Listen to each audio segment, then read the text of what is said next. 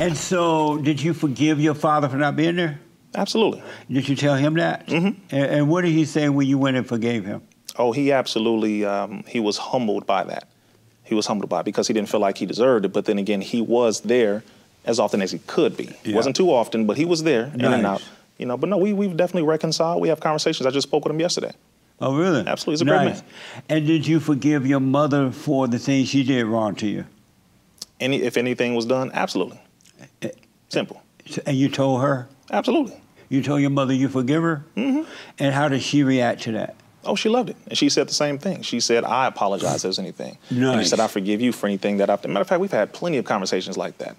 Plenty. And my mother actually transitioned 2 years ago. Oh, because your mother's a Muslim, huh? Mm-hmm. Oh, okay. Mm-hmm. And so because most mothers will not admit that they were wrong. Oh, I don't know most mothers. Especially black mothers. They're like, this is your father. Oh, really? Don't blame me. I did the best I can do. Some do that for sure. They always blame everybody else. Some do that for sure, but I know a lot that don't do that. Have you noticed that the hardest thing in the world for a woman to do is to admit that she's wrong? Men and women for sure. Have you noticed that about women? Definitely. And men too, but I've noticed that about women for sure. Accountability is a very big word that a lot of people don't want to face. Sure is. Why is that?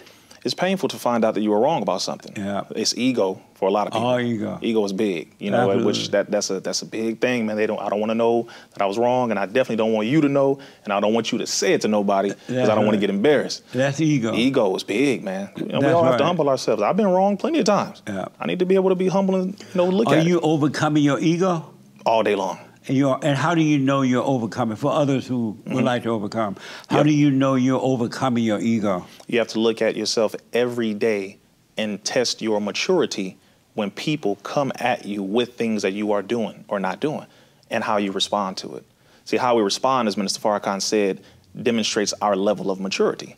How you respond. If somebody says, look, give me an example of how you respond. If you say, well, Rizza, you know, I don't like that you did this to me yesterday, or you lied on me. Now, if I respond like, man, I ain't lied on you, shut up, man, you crazy, Jesse. My ego is big, my maturity is low. But if I said, I did that? Oh, I'm sorry about that, man. I didn't even mean to do that. You know what? I'm sorry about that. Oh, okay. Ego is low, maturity is high. Amazing. So it's how we respond to things. And do you ever get angry? Yeah, definitely. Living in a world like this, Jesse? Yes. You get all the time. You get angry. Yeah, but again, it's how we respond, how you carry that anger out. You know, it's not illogical anger.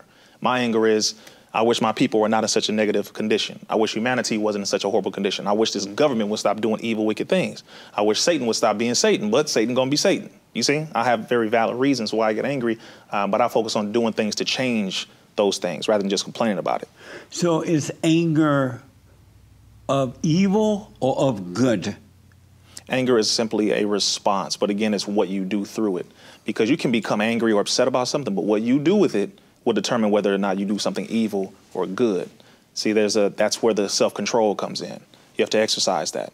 You know, we can become angry or irritated by things, whatever it is. We don't have enough money, somebody cheated on us, we got lied on. Okay, that can make you upset, but what are you gonna do with that upset, irritation, anger, etc.? What are you gonna do? Are you gonna do something negative? You gonna hurt somebody? Or are you gonna look at yourself, back up and say, okay, how can I solve this problem?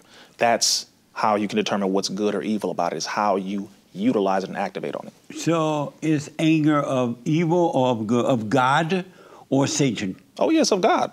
You think anger is of God? No, I don't think I know. God has become angry multiple times. What happened with Sodom and Gomorrah?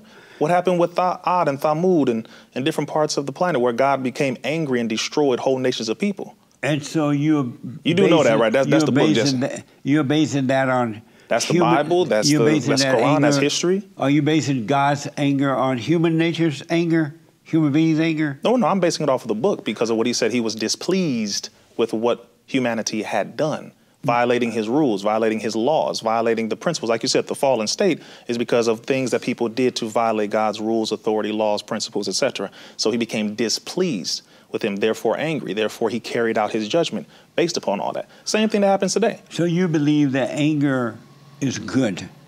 No, I believe anger has a purpose, but how you activate on that anger determines whether or not it's good or bad. But God said that anyone that has anger is a murderer and that you should never trust an angry person.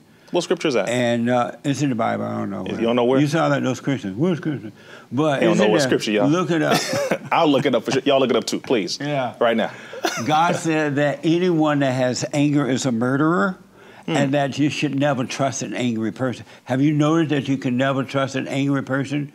At some point, they're going to turn on you. Well, you know, yeah, when you're angry, you don't make logical decisions when people are angry. Right. When they're angry, yeah. So that's a very anger wise thing. is good and of God, why would God said never trust an angry person, and anyone that has anger is a murderer? Man, that's an interesting scripture. So make sure y'all look up that scripture, because I need to know. I need to become educated on that. Just please look up that scripture. And then also we're going to look at all the scriptures where God became angry and executed his judgment based off his anger. Okay. He did murder. God has murdered multiple times, right? He's also flooded multiple times. So you're not familiar with that? Oh, I'm very familiar with God's anger and what he's done as a result. He said that you can't never trust an angry person. I think you're misinterpreting scripture, Jesse. Jesse. An angry person is a murderer. So God's a murderer. So are you saying, what I'm asking, you're not familiar with that scripture? Well, you're not either. You didn't tell me which one it was. Where's it at? You're not familiar. I know that you can know the truth without remembering. As a matter of fact, you're better off not remembering the scriptures in your intellect, but from the heart. You're a pastor, right, Jesse? Yes. What kind of pastor? Because you go by the Bible, not in it? I'm sorry? You go by the Bible, not in it. That kind of pastor? Because you just said basically you lead off inspiration. You don't read the book. You just go off of inspiration. You don't need to know the scripture. That's what you just said. You should learn the scripture. You shouldn't? No. Well, say it again. Just sit in that because when you learn the scripture, it's just become of the intellect. And the intellect and God has nothing to do with one another. So God is an intellectual? Nothing in common. No, God is very mathematic. I want to go back to... Go ahead, Jesse. God said that anyone that has anger is a murderer, and that an angry person do not trust an angry person. What do you say to that? I'll say that anger is an emotion, and what you do with it will determine whether or not you're good or bad or evil or good. It just depends on what you do, how you activate through the anger. I've been angry many different times, which I'm sure everyone in this room has, but I haven't murdered anyone. I've never killed anyone. So, you know, I hear you, but I need to read that scripture, Jesse, because until I read that scripture, it's just coming from Jesse Lee Peterson. If you have anger, you have murdered them in your heart. No, if you have anger, you have a human emotion. Because you hate them. No. Anyone that has anger has hatred. Anyone has anger has hatred? Of the heart. Where's that in the Bible? Salvation is of the heart, right? And if you have not overcome anger, your heart is wicked. And a wicked person is a desperate person. And you can never trust him. Oh, so you're talking about a person who literally is angry all the time. No, I'm talking about a person who is angry, period. Angry ever, even for 2 seconds? Who has the spirit of anger in them. Oh. You have to overcome the spirit of anger. You do too, Jesse. Because it's not of God. When I say you, I don't know how your anger works, but you have to overcome the spirit of anger. Do you have perfect peace? No. You don't have perfect peace? I haven't met anyone who has that either, no. Why don't you have perfect peace? Because the world has so many negative things in it that create an imbalance in how we feel and how we are as a human family. I know for me, the reason why I don't have perfect peace is because there are so many issues happening in the world right now that need to be fixed. And I'm in the business, I'm in the mission of helping the people when it comes to these different conditions, just like you, when it comes to making the man, shaping the man, you know, bringing back principles to young boys, helping them to understand what masculinity is and responsibilities and all that, right? That's a work that you do. That's a work that I do as well. But you can't fix another person. No, you can give them principles, you can guide them, but it's their decision. You can't fix them. You can't even fix yourself. How can you fix someone else? Well, we can all work on things, just like I go to the gym, right? I can't just say, hey, I'm fat. No, I go to the gym. You got to do some work. Right. You got to do some work, Jesse. Well, that's physical, and you're working on you. But the real person, you're incapable. No one can fix another person. Yeah, no, it's their decision. It's up to them to fix themselves, but you can give them proper information, guidance, be a good example for them. If they take that on and they decide to change themselves, beautiful. If they don't, that's up to them. Amazing.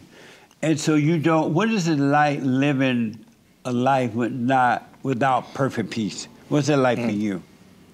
It's a lot of work. It's adventurous. I say it that way, it doesn't get boring. You know, it's always something, because you know that there are problems happening in the world and you want to change it. You want to help it if that's the kind of person you are. Now, some people, they don't care. But with me personally, I like to help and solve the problems. I don't like to just complain about them. But if you're not showing them how to overcome anger and have perfect peace, you're not fixing the problem. Who's not showing them how to overcome anger? You're not, because you don't have perfect peace. Oh, no, no one does. And why don't you have perfect peace? Oh, because the world is in the condition that it's in. But what does the world have to do with you? You are your own world.